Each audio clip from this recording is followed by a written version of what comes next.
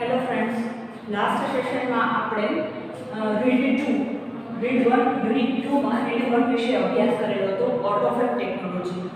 આગળના જે previous lectures છે આપણે યુનિટ 1 માં રીડ 1 અને રીડ 2 નો અભ્યાસ કરેલો છે. એમાંથી તમને શીખવ્યું છે કે કઈ રીતે ક્વેશ્ચન આન્સર લખાય. તો અત્યારે માત્ર તમને ગાઈડલાઇન્સ જ આપવામાં આવશે કે ક્વેશ્ચન આન્સર કઈ રીતે લખવા. ક્વેશ્ચન આન્સર તમારે જાતે લખવાનો પ્રયત્ન કરવાનો છે. અહીંયાથી હું સમજાવું છું તમને, પણ તમને દરેક વસ્તુ જો તમારી સામે પીરસી દઉં તો એ પીરસેલી વસ્તુ તો તમે કઈ રીતના એને પ્રેક્ટિસ બેઝ ઉપર મૂકી શકશો. સમજાય છે? તો રેફરન્સ બુક્સમાં કે ડાયજેસ્ટમાં ક્વેશ્ચન આન્સર તો આપેલા જ હોય છે, બરાબર છે? તો ક્વેશ્ચન આન્સરનું કન્ટેન્ટ ક્યાંથી મેળવવું એ બહુ ઈઝી વસ્તુ છે, પરંતુ ક્વેશ્ચન આન્સર કઈ રીતે લખવા, કઈ રીતે સમજવા, તેને કઈ રીતે પ્રેઝન્ટ કરવા, અને આપણે જે યુનિટ શીખ્યા છીએ એ યુનિટમાંથી ક્વેશ્ચનનો આન્સર, પર્ટિક્યુલર આન્સર આપણે કઈ રીતે ગોતવો એ ખાસ અગત્યનું છે. એક્ઝામમાં તમને પેરેગ્રાફ્સ આપેલા હોય છે, એ પેરેગ્રાફ્સ આધારિત તમે ક્વેશ્ચનનો આન્સર લખવાનો તમારી જાતે હોય છે. તો એવું તો સમજી લ્યો ને કે આ યુનિટ છે એ તમારો ફકરો છે અને એના આધારિત ક્વેશ્ચન આપેલા છે, તો એનો આન્સર તમારે લખવાનો પ્રયાસ કરવાનો છે. ક્વેશ્ચન કઈ રીતનો પૂછાણો છે એના પરથી નક્કી થાય. અત્યારે તમને ઉપર મેન્શન નહીં કર્યું હોય કે તમારે 1 to 2 લાઈનમાં ક્વેશ્ચન આન્સર લખવાના છે, એક વાક્યમાં લખવાના છે કે 2 થી 3 વાક્યમાં લખવાના છે, શોર્ટમાં કહું તો, બરાબર? એને તમે નક્કી નહીં કરી શકો કારણ કે તમને ઉપર મેન્શન નહીં કર્યું હોય. તો ઇટ મીન્સ આપણે અન્ડરસ્ટેન્ડિંગ લેવલથી આપણે જાતે નક્કી કરવાનું કે આ ક્વેશ્ચન છે કેટલી મર્યાદામાં લખવાનું છે. પણ હું તમને ક્વેશ્ચન આધારિત તમને અહીંથી કહેતી જાઉં છું કે આટલી મર્યાદામાં તમે લખી શકો. એટલે આ ક્વેશ્ચન તમને 1 માર્કમાં પૂછાઈ શકે કે 2 માર્કમાં પૂછાઈ શકે.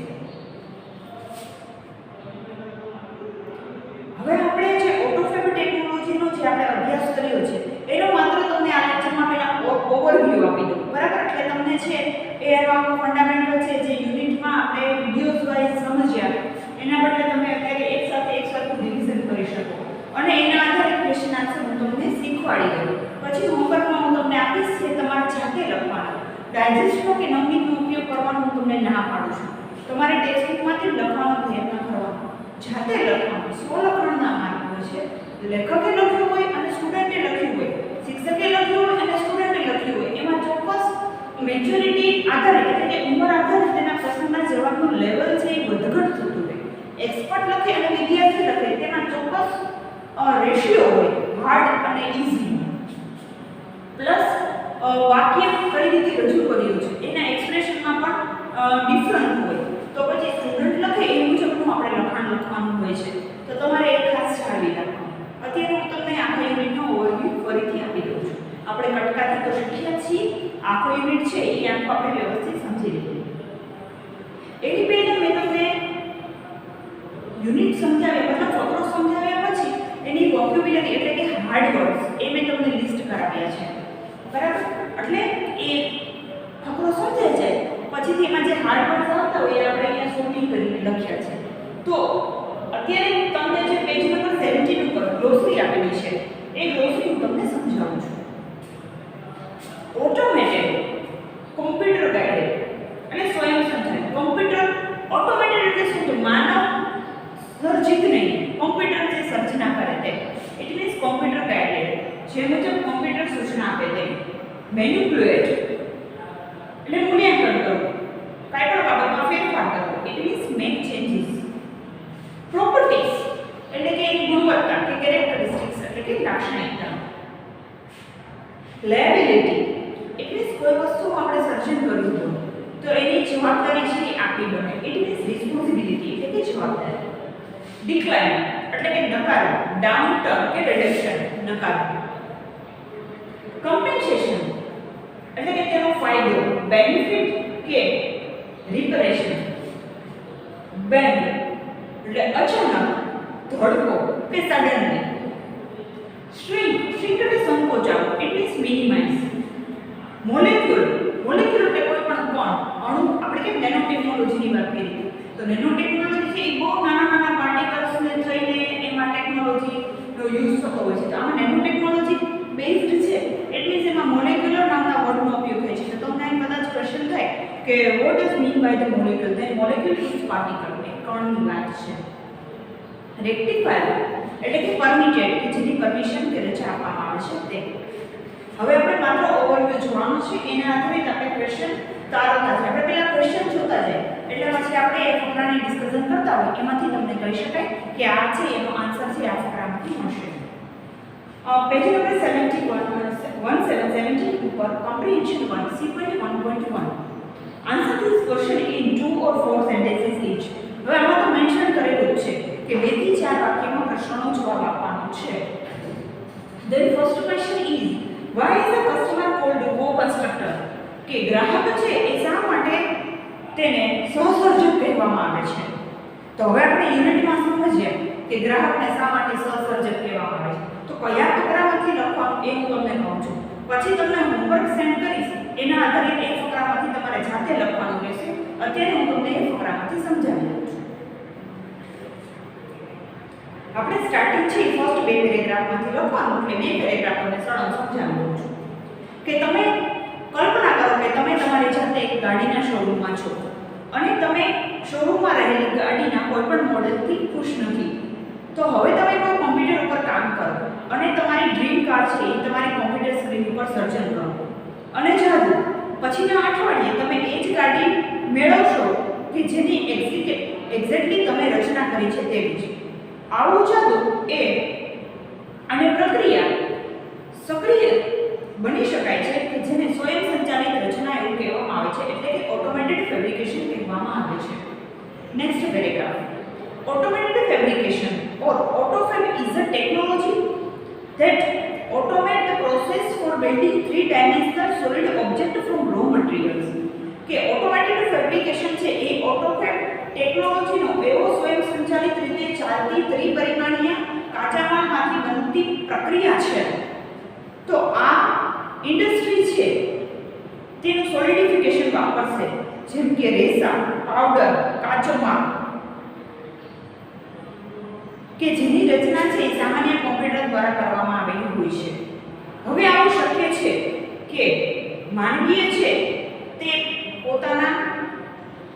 પોતાની પાવર્સ છે કે પોતાના એબિલિટીઝ કે ક્ષમતા એ કુશળતાપૂર્વક ગોઠવણી કરીને, એટલે કે કેરેક્ટરિસ્ટિક કે ગુણવત્તાની ગોઠવણી કરીને કોઈ પણ વસ્તુ મેળવી શકશે. તો આવી રીતે ઓટોફેબ છે એ તકો બનાવી રહી છે ઉત્પાદકો માટે કે જેથી કરીને ગ્રાહકોની વિશિષ્ટ જરૂરિયાતને સંતોષી શકાય. આવી રીતે પ્રક્રિયા પૂર્ણ કરવા માટે ગ્રાહકને આમંત્રિત કરવામાં આવે છે કોઈ પણ વસ્તુની રચના કરવા માટે, તેના વિકાસ માટે, તેની ઉત્પાદન પ્રક્રિયા માટે અને તેની અનએક્સપેક્ટેડ પ્રોડક્ટની રચના કરવા માટે. તો આવી રીતે ગ્રાહક છે સહસર્જક કહેવાય. તો આપણો પ્રશ્ન છે અહીંયા ફૂલફિલ થઈ ગયો. આગળ રિયાલિટી જોઈ લઈએ. હવે તો કોઈ પણ પ્રોડક્ટની જવાબદારી, તેના જોખમ, તેના ઇજારાના હકો એ ગ્રાહક સાથે શેર કરી શકાશે, કારણ કે ગ્રાહકે પોતે જ સહસર્જક છે અને ઓટોમેટેડ ફેબ્રિકેશનની આખા સમાજ ઉપર જોરદાર અસર પડશે. તો શા માટે ગ્રાહક છે એ કો-કન્સ્ટ્રક્ટર કહેવાય છે? કારણ કે ગ્રાહકને આમંત્રણ આપવામાં આવે છે તેની ડિઝાઇન માટે, ડેવલપમેન્ટ માટે અને પ્રોડક્શન પ્રોસેસ માટે તેને આમંત્રિત કરવામાં આવે છે, એટલે ગ્રાહક છે એ કો-કન્સ્ટ્રક્ટર કહેવાય છે. આ મેં ગુજરાતીમાં આન્સર તમને બંધ બેસાડીને સમજાવ્યું. હવે સેમ આન્સર છે એ ઇંગ્લિશમાં બંધ બેસાડીને સમજાવું છું. ભૂખવાનું નથી કે સાથે સાથે લખવાનું નથી. સમજીને તમારે ખાલી માત્ર પેરેગ્રાફમાંથી અંડરલાઇન કરી શકો, જેથી કરીને તમને અહીંયાથી હોમવર્ક સેન્ડ કરવામાં આવે ત્યારે તમે અંડરલાઇનનો યુઝ કરીને ક્વેશ્ચનનો આન્સર તમે જાતે બનાવી શકો. The customer is called a co-constructor because customers are invited into design, development and production process for unexpected new product. આમાં મેં ચેન્જીસ કરી દીધું છે, બેઠે બેઠું નથી લખ્યું કે સમજાવ્યું, પણ તમે છે એમાં અંડરલાઇન કરી શકો કે inviting customer into design, development and production process will lead to unexpected new product. હવે જો તમને એક્ઝામમાં આવી રીતે ફકરો આપ્યો હોય અને તમે અંડરલાઇન કરો, મેં તમને આગળના સેશન્સમાં પણ કહેલું છે કે જો તમે ફકરામાં તમે અંડરલાઇન કરો અને બેઠે બેઠો આન્સર લખો તો એવું ન હોય. એ આપણે ફકરો વાંચીને આપણે આપણી લેંગ્વેજમાં કન્વર્ટ કરીને આપણે ક્વેશ્ચનનો આન્સર લખવાનો હોય છે, જેવી રીતે આપણે ગુજરાતી કે અધર લેંગ્વેજમાં લખતા હોય એવી જ રીતે. હવે નેક્સ્ટ ક્વેશ્ચન છે, how will AutoCAD reduce the demand of replacement?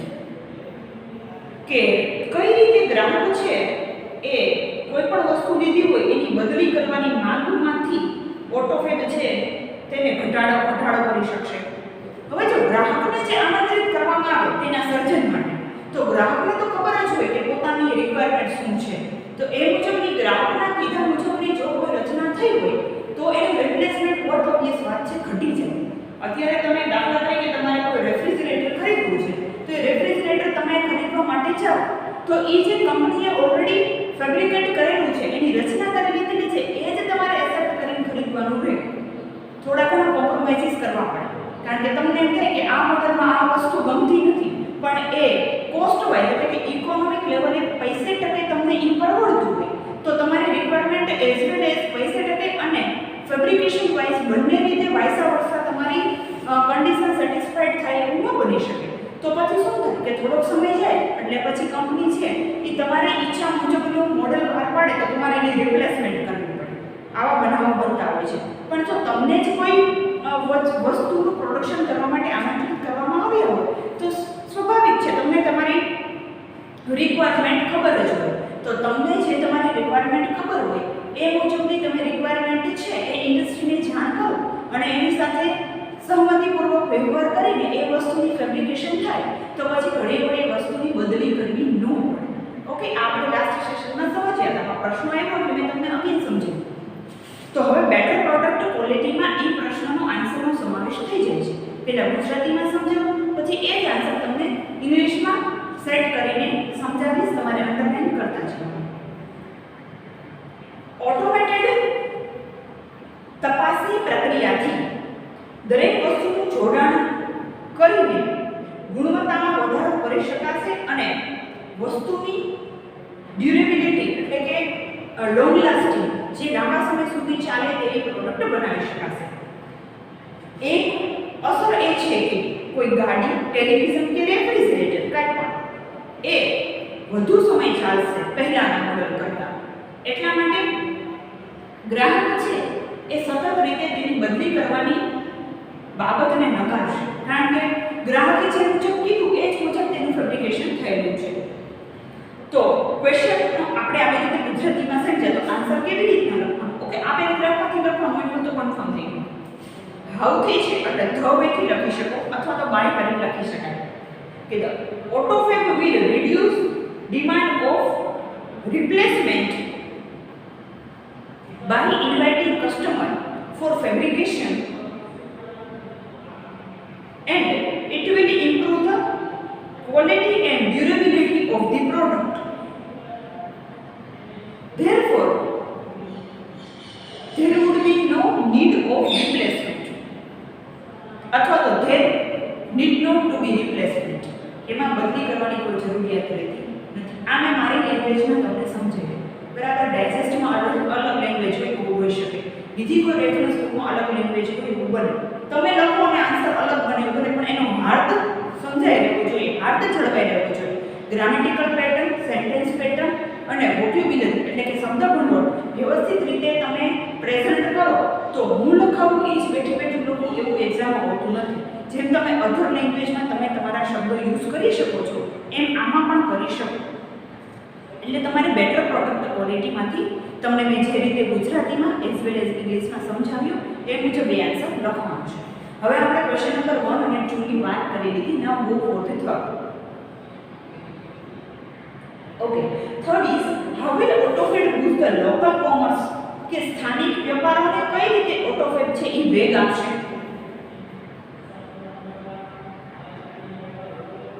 હવે એ return for the village craft workers એમાંથી આપણે એ મુદ્દો લેવાનો રહેશે. હવે એ સમજાવી પહેલા કે જો કોઈ ઉત્પાદનનો જથ્થો તેનો આર્થિક લાભ ગુમાવે તો મોટા ભાગમાં કેન્દ્રીયકરણ થયેલા કારખાનાઓ અદૃશ્ય થઈ જશે. તેઓ છે નાના જૂથ અને સુવિધાઓ દ્વારા તેની બદલી કરવામાં આવશે અને સતત રીતે માનવીના પ્રયત્નોને નકારવામાં આવશે કે જે વસ્તુના ઉત્પાદન માટે જરૂરી હોય. આવી રીતે ગ્રાહકો છે તેને સારી રીતે સ્થાનિક વેપારીઓ દ્વારા સેવા પૂરી પાડવામાં આવશે અને ઉત્પાદકોને પણ. આવી રીતે કારખાનાઓ છે એ વિકેન્દ્રીયકરણ થતા જશે અને કુદરતી રીતે બુદ્ધિમત્તાવાળા ગ્રામ્ય વિસ્તારના હસ્તકળાના કારીગરો એ એક મોટા પડકાર સાથે પાછા આવશે. ઓકે, કઈ રીતે વેગ આપશે? તો કે નાના નાના મોડલ્સ છે અથવા તો નાના નાની જૂથ છે, કોમ્યુનિટી છે, એ નાની સેન્ટર વાઇઝ કરી નાખવામાં આવશે. કોઈ ડિસ્ટ્રિક્ટ લેવલે હોય, બરાબર, ડિસ્ટ્રિક્ટમાં કોઈ એક જ ડિસ્ટ્રિક્ટમાં આપેલું હોય તો એ ડિસ્ટ્રિક્ટમાં આવેલા દરેક તાલુકામાં એની ફ્રેન્ચાઇઝીસ આપી દેવામાં આવશે. તો કસ્ટમર છે એ લોકલ લેવલે તેનું પ્રશ્નનું સોલ્યુશન મેળવી શકે, પ્લસ એની ઈચ્છા મુજબ જે કોઈ તેને ફેબ્રિકેશન કરવું હોય તે લોકલ લેવલે જઈને પણ કરી શકે. હવથી છે તો વાય વે અથવા તો ધ વે થી લખી શકો. Autofab will boost the local commerce by replacing smaller and community based facility. Thus factory will become decentralized and naturally talented village craft workers will be paid with a bang. એવું લખવાનું રહેશે. એ આપણે question number 1 2 3 એવી રીતે sequence wise સમજીએ. Now go for the fourth. Autofab will be boon to environment. ઓટોફેબ છે એ પર્યાવરણ માટે આશીર્વાદરૂપ બનશે. Give your argument for this statement. તમારી દલીલ આપો આ સ્ટેટમેન્ટ માટે. હવે આમાં કોઈ પર્ટિક્યુલર લખવાનું નથી, આપણે બુદ્ધિમત્તાથી લખવાની વાત છે કે કઈ રીતે ઓટોફેબ છે એ આશીર્વાદરૂપ બનશે. હવે જો ઓટોફેબની રચનાથી શું ફાયદો છે આપણે ઓવરઓલ ડિસ્કશન કરવાની છે, એમાંથી નથી કરવાની. તો ઓટોફેબ છે કઈ રીતે આપણને ફાયદાકારક રૂપ નીકળ્યું કે આપણે વસ્તુની બદલી નથી કરવી પડતી. બદલી નથી કરવી પડતી એટલે મીન્સ શું કે આપણે વસ્તુ છે એ રીસાયકલ નથી કરવી, રીસાયકલિંગ પ્રોસેસમાં એને આપીએ છીએ કે આપણે આ વસ્તુ ઓલરેડી દાખલા તરીકે આપણે રેફ્રિજરેટરની વાત કરીએ તો મારી પાસે ઓલરેડી રેફ્રિજરેટર છે, આપણે એ રેફ્રિજરેટરને આપી દઈએ અને એ જ રેફ્રિજરેટર છે એ રીસાયકલિંગ કરીને આપણે ઈચ્છીએ છીએ એ મુજબ આપણને પરત કરે.